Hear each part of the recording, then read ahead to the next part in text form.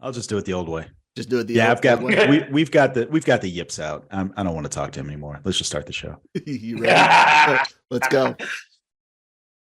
Hello and welcome to Breaking Geek Radio, the podcast, the premier flagship and international podcast of LRM Online and the Genreverse Podcast Network. We've got 2 quarter portions of the Ladtastic 4 here to talk about: Guardians of the Galaxy, Riddick, Babylon 5, and the WGA Writers' Strike. We're going to start with the Guardians of the Galaxy. Danny, you ready? Start with the good stuff. I am ready. Finally, a Marvel movie this year that's got me in the jellies. Go for it. I'm ready. All right. So here we are 15 years after the launch of the MCU. This week, Iron Man started the MCU, and we are now here with the 3rd Guardians film, the 3rd of a trilogy. As James Gunn says that he is passing the torch to someone else. So how did the Guardians do? How did they fare in Guardians of the Galaxy 3? Let's find out.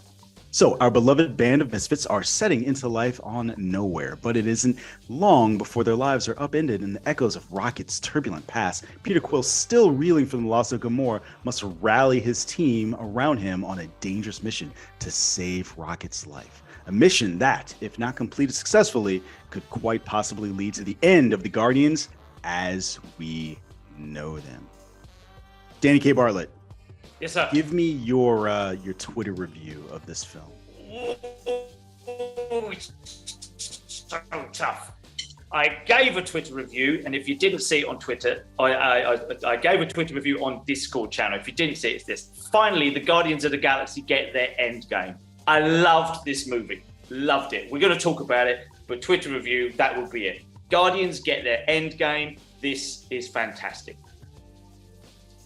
Okay. So that's all I got at the moment. Then we can talk about it. I got to do mine. Can I do mine first? Go ahead. All right. So I thought this was a great film. It is easily the best film since Spider-Man. I would even argue it's probably one of the best films since Endgame. I also think that I would put this probably in my top 5 MCU films. I really, really enjoyed this movie. And it is crazy to me that I walked out of this film kind of with a sigh of relief, like, finally. But it's also bittersweet because this is James Gunn's last film. But it also made me feel good that the DCEU, or whatever they choose to call it, is in good hands. So, yeah. I was walking out feeling exactly the same way, Joe. Well, I had a multitude of emotions walking out of the movie, so I don't want to get into spoilers just yet, but let's just say I've walked out of that cinema feeling wholly satisfied and on a high, and with loads of positive emotions flowing through, with one very negative one too. Okay. So this awesome film experience. So this film has an 80% from the critics and a 96% from the audience. It's actually the lowest rated from the critics of the Guardians series. So the first one had a 92% from the critics, and the second one had an 85% from the critics. So I'm curious from you, before we move into spoilers, what's your letter grade for this film? A. Okay. Straight and I'm A. going to be right there with you. Solid A. Yep. There's a couple of things that limit it from being an A+, but a solid A, 100%. Everyone's got to go watch it, but an A is for me. Okay. So there you have it, folks. We got letter grades from 2 of the lads. We're going to move into spoilers right now. All right. So let's start with your big comeback. Baby. Oh, you mean the negative emotion? Before I wanted to get into spoilers, negative meaning I was crying like a fucking baby for about 30 minutes of that movie. Not at one chunk, but it just got me in the jellies exactly where it was meant to get me in the jellies. If you're an animal lover, you cannot watch this movie without blubbering like a baby, like I said. And that's what I meant by the negative emotion. I don't want to say anything, but dude, it managed to tug on the heartstrings, obviously with the choice of music and the actual storyline too. I don't have many major issues with it at all as a whole. I think maybe how Adam Warlock's story journey was handled was a little bumpy and not quite seen through well enough, but considering how much they were trying, or James Gunn was trying to squeeze in an already hefty runtime, what was it, close to 2.5 hours? It felt, it didn't feel that long, but I knew it was 2.5 hours roughly. Yeah. And he had a lot of stuff to squeeze in there. And so maybe there's a couple of pacing things in there, but they're so small, such squibbles, with the whole character storylines, that maybe Adam Warlock's was the one that wasn't quite fulfilled. But other than that, I just felt absolutely fantastic in this film. You're going to go through segment by segment or overall, but yeah, I feel 100% happy that it was done as I wanted it to be. And the reason why, the reason why, it got the A as score as well is because finally we've got a Marvel film this year, and you said it yourself, since Spider-Man, that actually feels like we're back on track again. So there's that bittersweet, but we're not going to get another one, are we? Because right. James Gunn's going somewhere else. He's the only one so far that's managed to show us again that Marvel hasn't completely lost the plot with this. And the last thing I'll say before I hand over, Jonesy, the bad guy in this movie, we could have had him as the bad guy for the whole freaking next saga, because, if it had been padded out, if it wasn't, he was freaking awesome. He's not, he's a god, right? And has control over other planets. So there is a far-reaching control that he has. And he played him so well. Forgive me, guys, I don't know the actor's name, can't remember the actor's name, but this bad guy, this evil guy, fuck evil, and brilliantly played. I would have gladly had him over Kang the Conqueror's current multiverse thing, timeline shit stuff that's bugging the hell out of me. So anyway, you just have a bias. You just have a bias against the multiverse, right? So that's part of it. You don't like all those, yeah.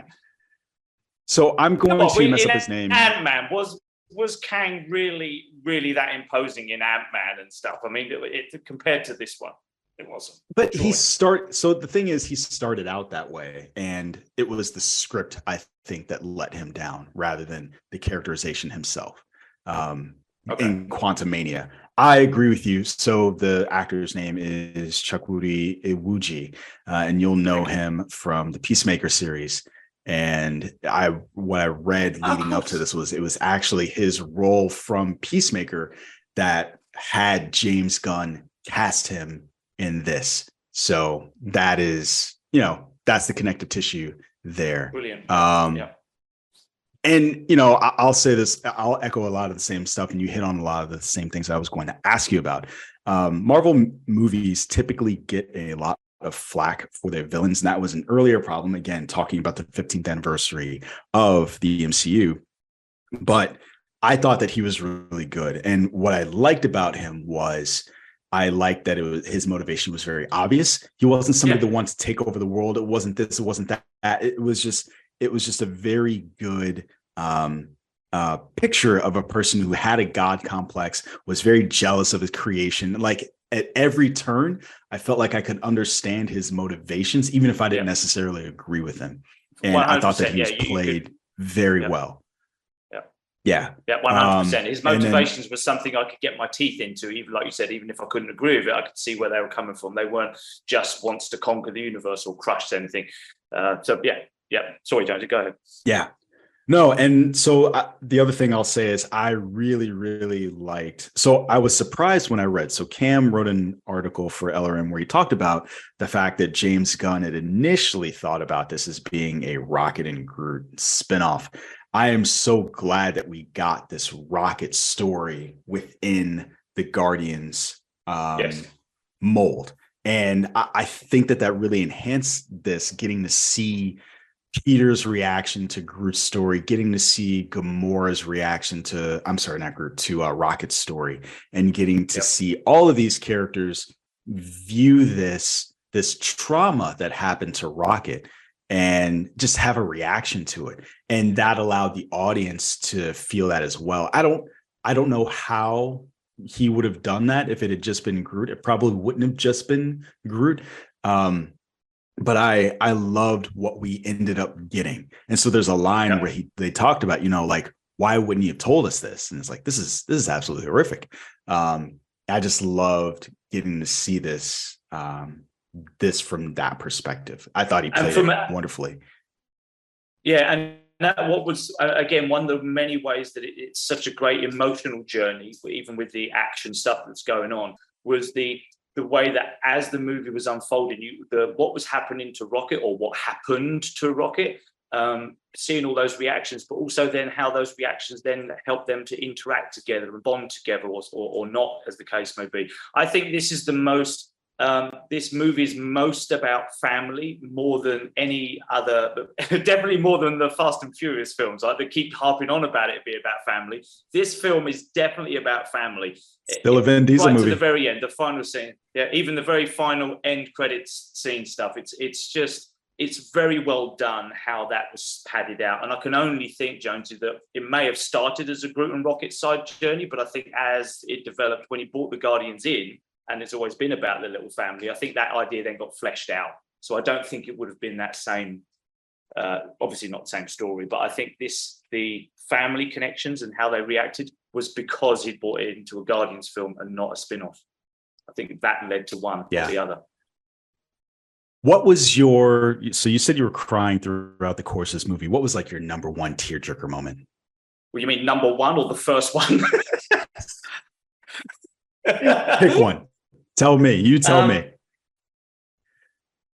It would have to be when, think about it, even though it's still fairly fresh in my mind, because I did feel like I spent at least 30 minutes either crying or drying the tears. It was when Rocket escaped from the cage the first time. Mm-hmm. That whole post scene, I mean, I had tears in my eyes when I saw the animals that were being experimented on. I know it's spoilers, but experimented on. But I think it's the way they managed to get so much emotion in an animated raccoon's face, and of course the music always helps, right? The composer was very clever, but it had to be that. It was that, that first scene when he escapes and the first friend, the otter, when she dies. I just couldn't do it anymore. And then later on, when they kept doing that, I wasn't quite as many tears as when Peter was in space. I couldn't help but smile when the facial thing happened. But yeah, it's the escape. When Rocket escapes and loses his first family, his first friends, that got me hard. Okay. What about you? I have a hard time crying in movies. It's weird. The one that really got to me was the scene between Kraglin and Yondu. And there's a moment where I think part of it is because it's a callback to the second one. I didn't really like the second one, but there's a scene in there where Yondu is talking to Peter, and he's talking about the way that he uses the arrow is because he uses his heart, not his head. Mm-hmm. And so that line is when he's talking to him, because that was about how he was fighting his dad. And so in this, Kraglin finally understanding how to use that device and him getting his hero moment. I really enjoyed that scene and getting to see Yondu again. Because I just said to someone about daddies versus fathers, and I referenced that scene. So him coming back for that scene made it that much better. So I really enjoyed that. Let me ask you this. So at the end of this film, we've got a new Guardian team. We've got a team of Kraglin, Groot, Phyla-Vell, Cosmo, the fuzzy little creature Blurp, and Adam Warlock. So Zoe Saldana and Dave Bautista have been pretty vocal about being done with this series. It is possible that Chris Pratt is going to come back in a solo Star-Lord film. Which of those films would you want to see? Keep in mind, neither is going to be directed by James Gunn. So we've got a solo Star-Lord film or a Volume 4 with this team. Oh, well, now that's true. I don't think it would be Volume 4. I think it would be something different. I think if they did that, they'd make the same screw up. Don't quibble about the name. Oh, in that case, you get a film with this team. Call it whatever you like, whatever you want, and then you get a solo Star-Lord film. Which one would you want? If they are my two options, Jonesy, I'll have a solo Star-Lord. Really? Tell me why. Yes, sir. Well, because although that final scene was a fun scene with the new Guardians, I am not that connected with Adam Warlock, or, and here's how I'm not connected with it, or the young girl that was with them that you just said. I have no idea who they are at the moment. So you just put me on the spot a little bit. I know Star-Lord. I would feel that him and Chris Pratt's charisma would, as long as again, it's not James Gunn directing or writing, but I would feel more comfortable and confident that that would be a more enjoyable time at the cinema rather than the other group that I at the moment don't have much connection with, except Cosmo. Okay. Because she is a good dog. She's a good dog. Bad dog. Bad dog. You take it back. I am not bad dog. I'm a good dog. I love that scene. Well, that multiple scene, unlike Screaming Goats, I could have had that scene multiple times and still found it funny because it was done in a different way each time, right? When they're playing cards and the rest of the card people are like, oh, for God's sake, just tell her she's a good dog so we can get over it. So it's the same joke played, 5 or 6 times maybe throughout the movie. And like I said, unlike Screaming Goats, it was funny each time, not just the first 2 times. Okay. A little reference to that shit that we saw this year. I have a hard time with the same answer. I don't know that I would give the same answer, but I'm a little torn. And part of it is because Star-Lord's most controversial moment for me, and it's a shame Nick isn't on here because I was going to needle him.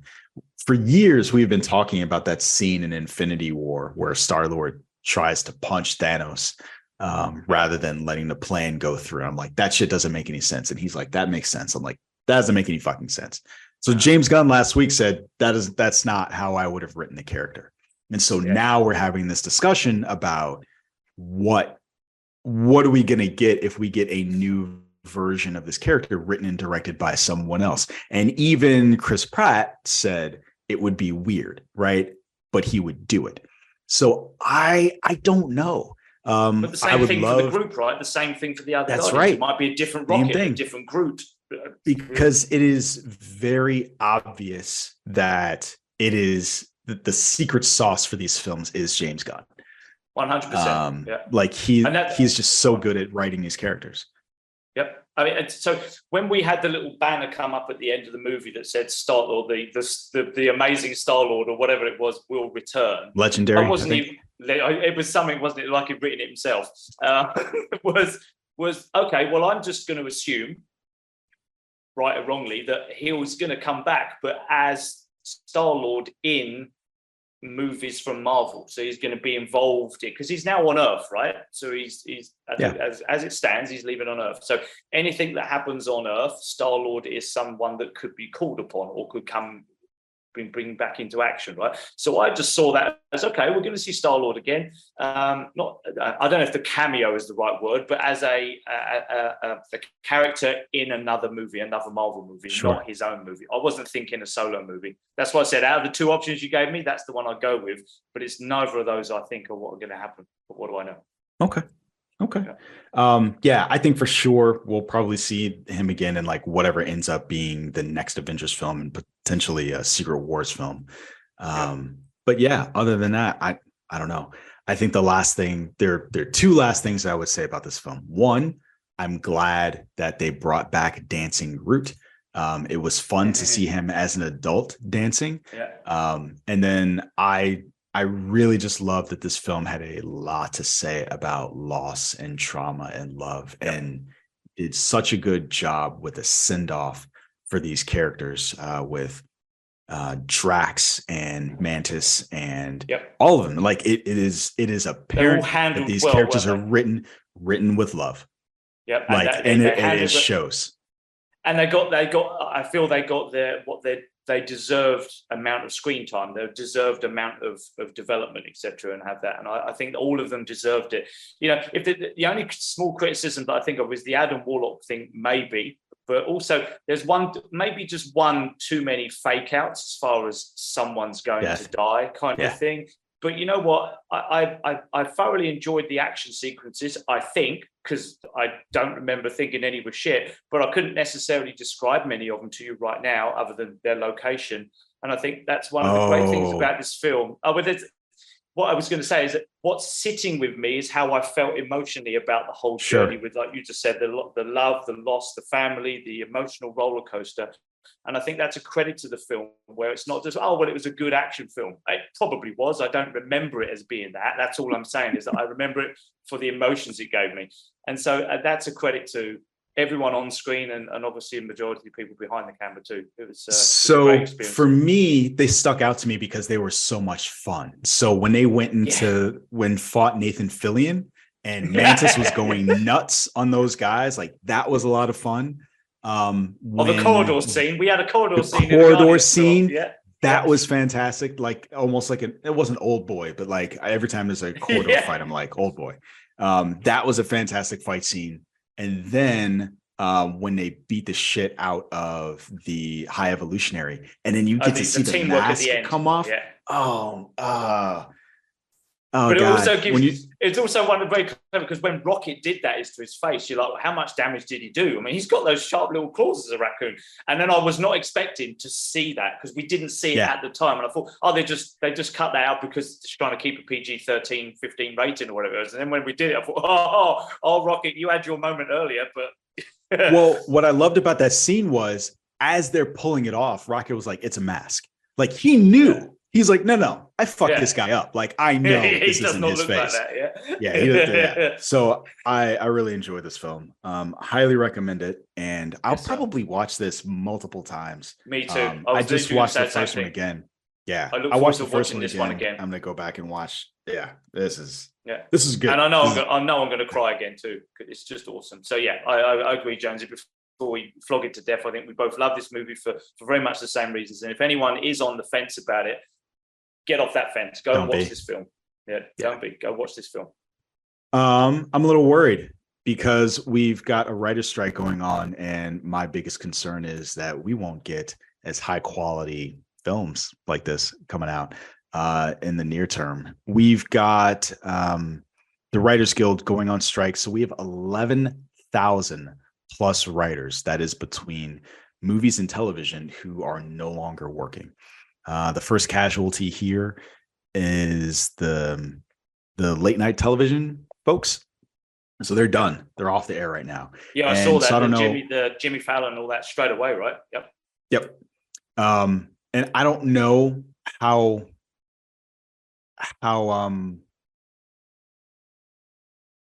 plugged in you were to what happened in 2007. What we saw was a huge advent in reality television. So we got more and more and more and more.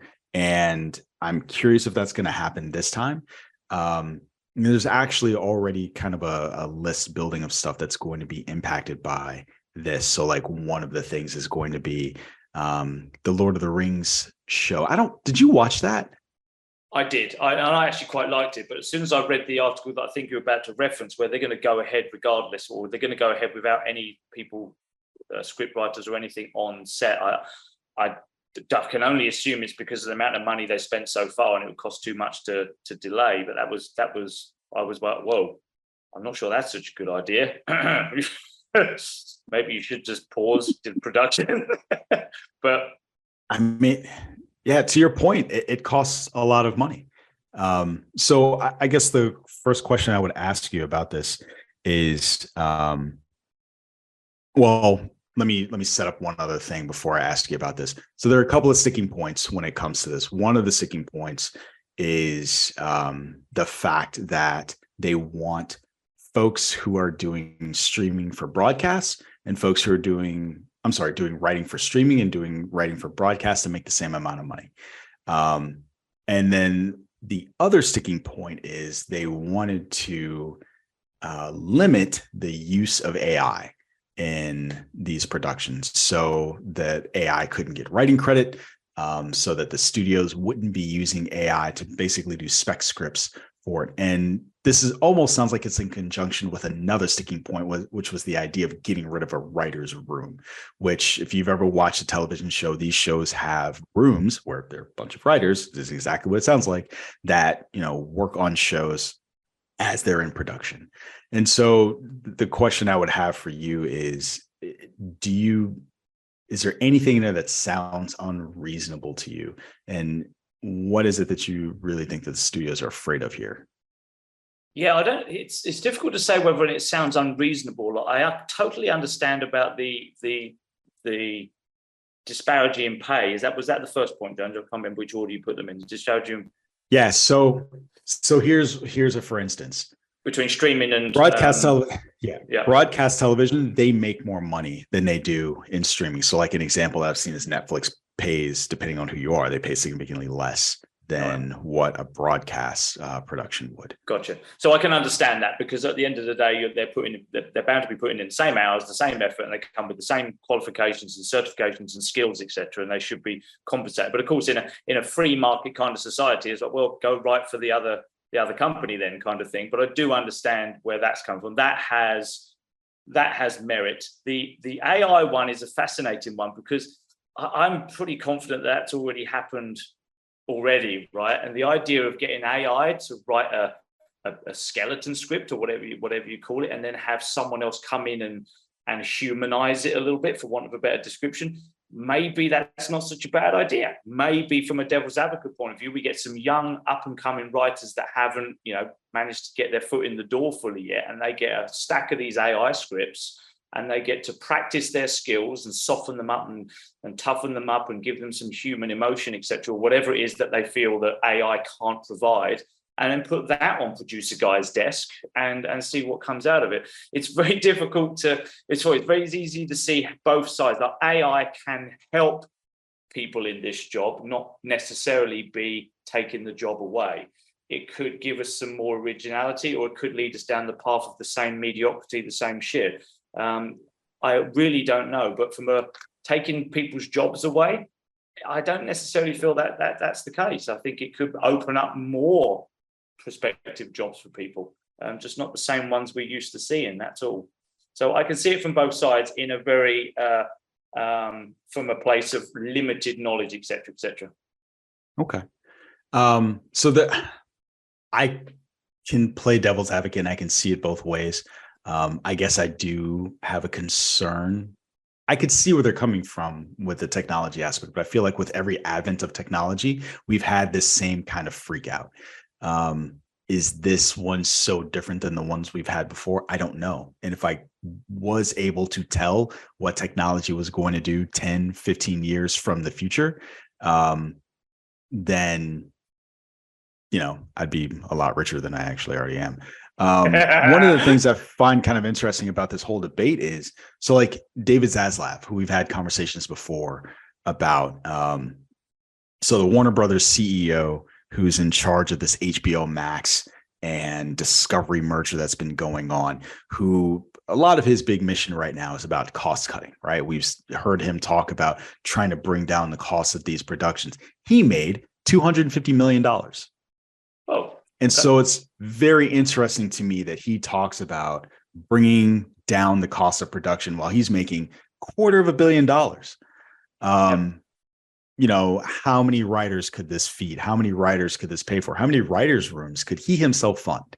And so from that perspective, that's much easier for me to understand than the technological implications of AI. And that's where I feel like, yeah, they're probably right. Yep. Just from that perspective, because he's literally making money off of their hard work. Yeah. Yeah. And not just a small chunk of change, even not just a little bonus. That's life-changing money for pretty much everyone else in that company. Yeah.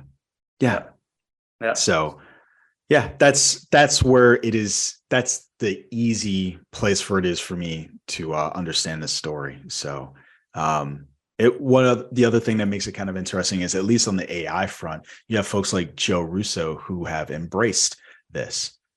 So it's not an entirely united front when it comes to what's going to happen with this technology. Sure. So yeah, it's going to be fascinating going forward. I can't help but feel that it fits into the segment of embrace the technology and use it to create what you want more, give you more toys in the sandbox kind of thing, right? Like when special effects became easier and more cost effective, now they're going to ruin films because it's all going to be special effects. And yes, we had Phantom Menace, but we've also had films that have greatly benefited from having this new technology, right? We wouldn't have got a film like Avatar, love it or hate it. We wouldn't have got that if technology wasn't being pushed forwards. And when you have directors and producers and writers that embraced that technology and said, right, what does this allow me to do now that I couldn't do last week? So although not exactly the same, I think if you get people like Russo embracing it rather than just immediately being scared of it because it's new and it's changed, who knows where it could lead us? It could lead us to more Guardians of the Galaxy 3 and less Love and Thunder. So here's one thing that you could actually do with AI right now. You could probably say, hey, I want you to write Guardians of the Galaxy Volume 4 in the style of James Gunn. And ChatGPT would spit you out a script approximating that style because that's out there. And so that's one of the fears that they have that I really understand. It's this idea that without even involving like someone like a Terry Pratchett, right? So Terry Pratchett wrote 40 plus Discworld novels. I could go into ChatGPT and say, hey, spit me out one of those in the style of Terry Pratchett. And it's going to go out there and scrub the internet looking for his style of writing and be able to give you something like that. And so and it would be closer, right? Because there's so much content that you could absorb from that, right? Yep. Yeah. So yeah. I can see the concerns. I can see the valid concerns. At the same time, I don't know that I would want to foreclose the technology. I don't know what kind of limits they ended up putting on, like you talked about, CGI and things like that. And so it'll be interesting to go back and compare the freak out from the art industry, not just art, but production industry that they had over this technology, and what limits, if any, did they put on it at the time, and try and do a comparison. I think it'd be hard to do that, but yeah, we'll see. Yeah, I guess we have to see. Obviously, this didn't affect the stuff in the UK at the same time, so it was quite close to just before I moved here to Dubai, where I had more access and to US stuff via the streaming services that were available at that point. But I certainly do remember some of the stuff that came out afterwards that wasn't, quite as good as we'd liked it to be. So yes. Yeah. A lot more reality TV for us in the future. Is it? Oh, joy. Joy. Let's talk about another thing that won't die. What are we talking about? Let's talk about another thing that won't die. We've got Richard B. Riddick. So before there was your favorite character, Dominic Toretto, there was Richard B. Riddick. This is a character that over the last 20 years is one that Vin Diesel has talked about as incredibly close to his heart. He has been featured in, I had to think about this for a minute to find out whether or not it was true. And I was like, yeah, it is. He's been in 3 movies, 2 video games, an anime production, and a motion comic. And I was like, has he really? And I was like, fuck yeah. And I've played both of those games. So I found it to be absolutely hilarious. Vin Diesel this week shared some concept art. I don't think it was made by AI on his Instagram. And so he showed Richard B. Riddick having like some sort of enhanced abilities that we got a glimpse of in the second film.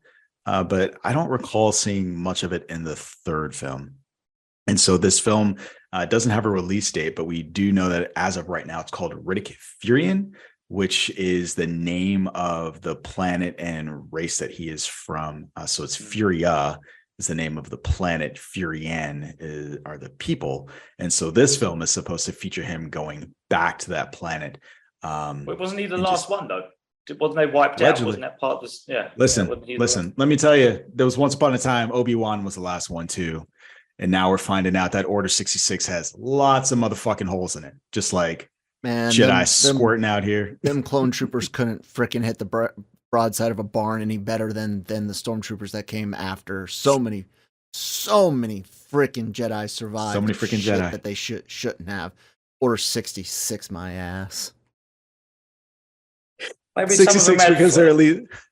Maybe their communicators were faulty, Carl. They had faulty communicators. I whatever. It's just God. Why do people worship George Lucas? Like the guy is a good ideas guy, but he can't write worth shit, man. What's your son's name, Carl? Lucas. Damn right. No. But yeah, it's ridiculous, man. It is that whole Order 66 because it just actually when you've got so many Jedi on the other side, it just Richard B. Riddick. Richard B. Riddick. Focus. That's your You're pushing us over 10 minutes, Carl. Stop messing with our 10 minutes that we're doing so well at sticking to. Not. So Richard B. Riddick, not an actual Jedi, but there's some comps or some comparisons. Yeah. So this film we're gonna delve more into his origin. We're going to get to see what happened. It was hinted at in the second film, didn't do too well, so we didn't get a lot of that. He went big, then he had to go back small again for the third film. Hopefully to go big for this next one. We'll get to see a lot of that.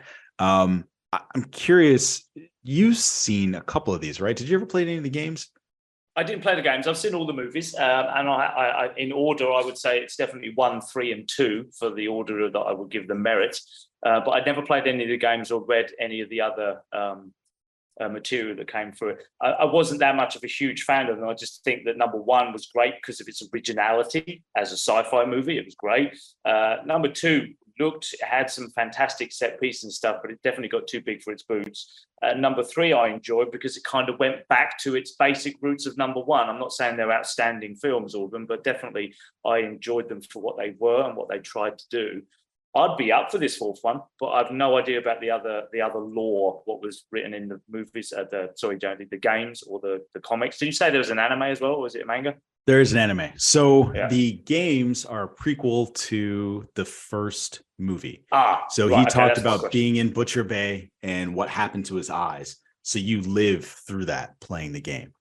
The animated movie takes place between the first and second film. So you get to see what happens when he escapes the planet with Keith David and one of the other folks that survived that planet. Yeah. Well, it sounds cool. I mean, I don't know if it was, but yeah, it was good for what it was. Like you're like, and I think I was in college at the time. I was like, yeah, this is perfectly fine. Yep. So I'm up for this. I enjoy that character. I'm curious where this is going to end. Is he ever going to get to the point where he's like, okay, I've made the definitive X number of films in this series and I've done it? Because the last film came out. When you say X number, Jonesy, do you mean he's going to make 10? Was that a subtle, clever reference when he's done X number of movies?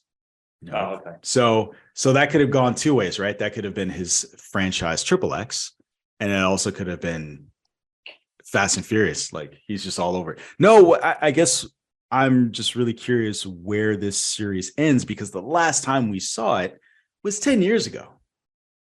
10 years ago. Wow, has it been 10 years, dude? 10 years. Jeez. I think one that,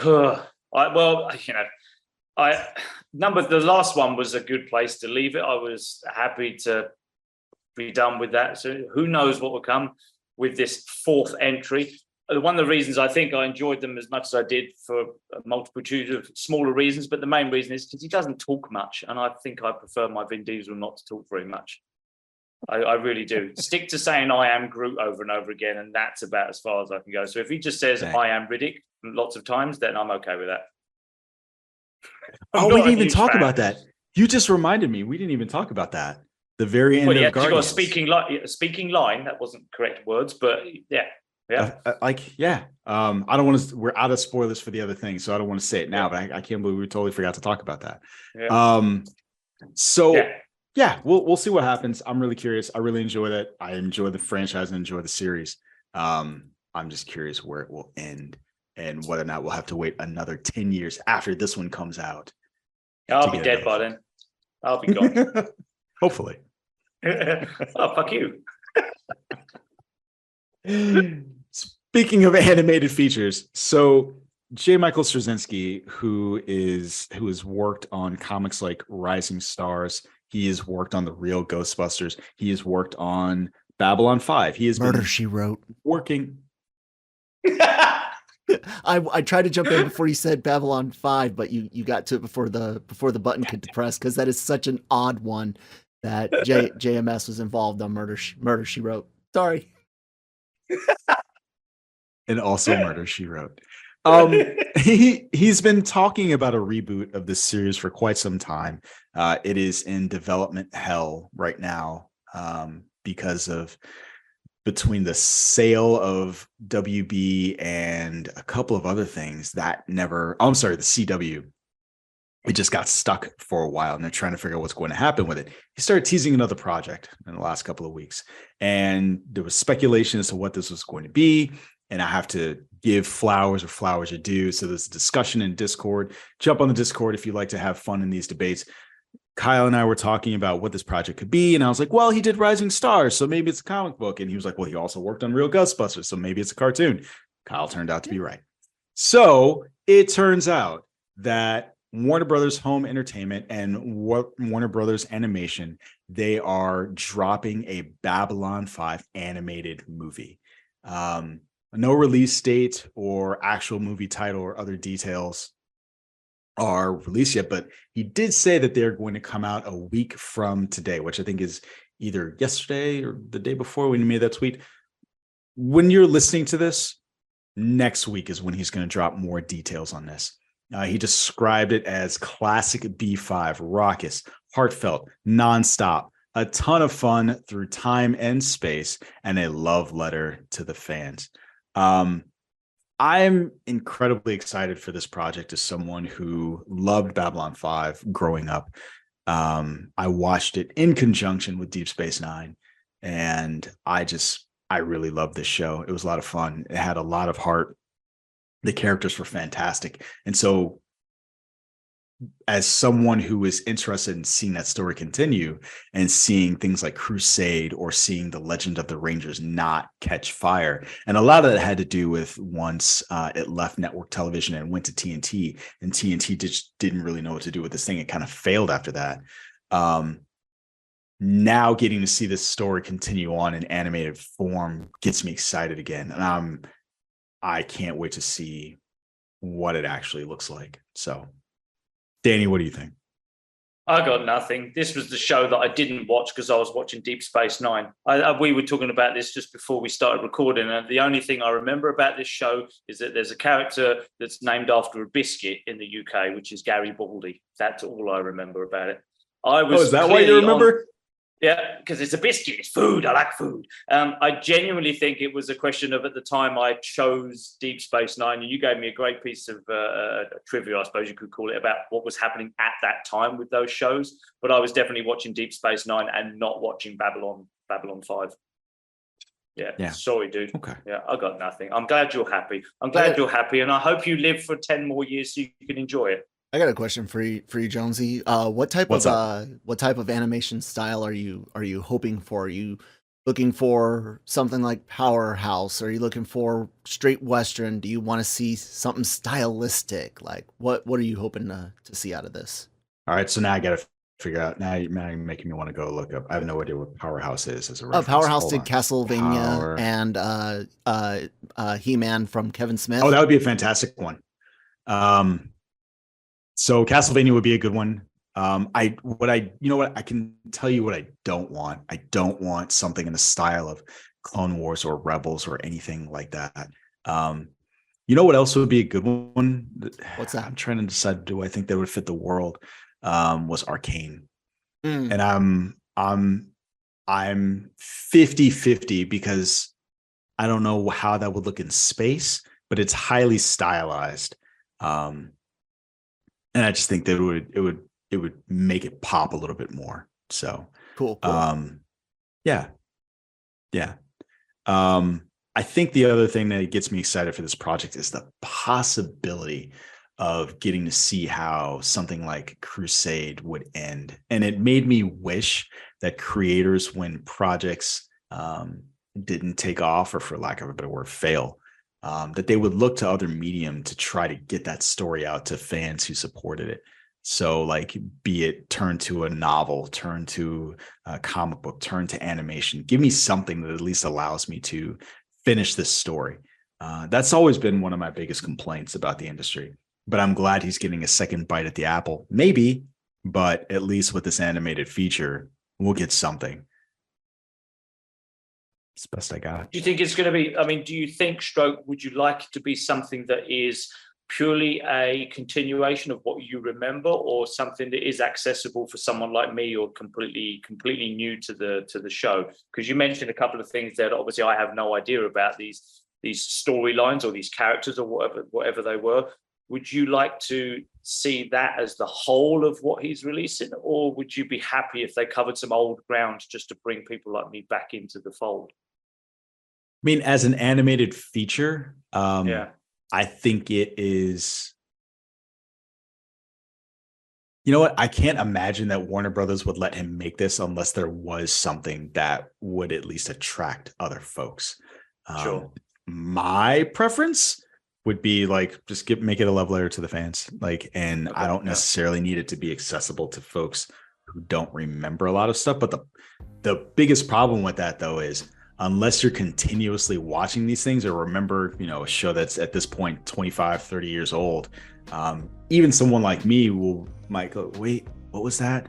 Should I remember that? So it at least on some level has to be able to catch someone like me up who watched every episode of that show a few times. So Well, because there's the rub right there.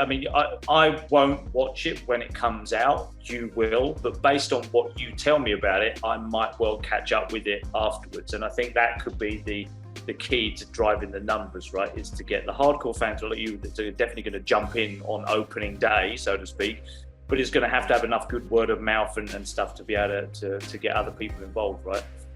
So I hope that's the case, because I'm all, and especially if if it is an animation style that I too quite like, would want to watch. And I did like when you said Arcane, I remember watching that, and I did enjoy that kind of style. So I'd be up for that too if it was in that style for sure. Yeah. And the other thing that the last thing I'll say about it is he did post a picture of himself and Bruce Boxleitner, who was the star of the original series. So at least from that perspective, we're getting, it's not entirely new, but the sad thing about it is the significant portion of that cast is dead, sadly. So I was looking at, I think it's the season 4 cover of the DVDs, and the only person that is alive is him, Bruce Boxleitner. Wow. And it's just oh man, that's depressing. So yeah, it's a good way to leave it. Yeah, depressing. We started off on such a high, and now we leave it depressed. Thanks. Now we leave it depressed. But I think we can leave the show there. You got anything else to say about any of the topics we talked about today? No, just go watch Guardians of the Galaxy. Do it now. Number 3. Agreed. Do it now. Agreed. So we'll leave it there. Folks, if you like what you heard, do all the socials, rate, comment, subscribe, share. We would certainly appreciate it. Also, LRM and Genreverse have other content where else on their respective websites. Jump on the Discord. Let us know what you think of any of the topics we talked about today, be it Riddick, be it Babylon 5, be it Guardians, or the Writer's Strike. We would love to hear from you. Our legion grows. Mostly the anime weebs. They love Kyle. You're welcome. Someone has to. Hey, I've got at least the dog, sometimes the wife. When is your birthday? Hopefully not in that order. But yeah, folks, thanks for listening. We appreciate it. We will catch you on the next one. Hasta lasagna.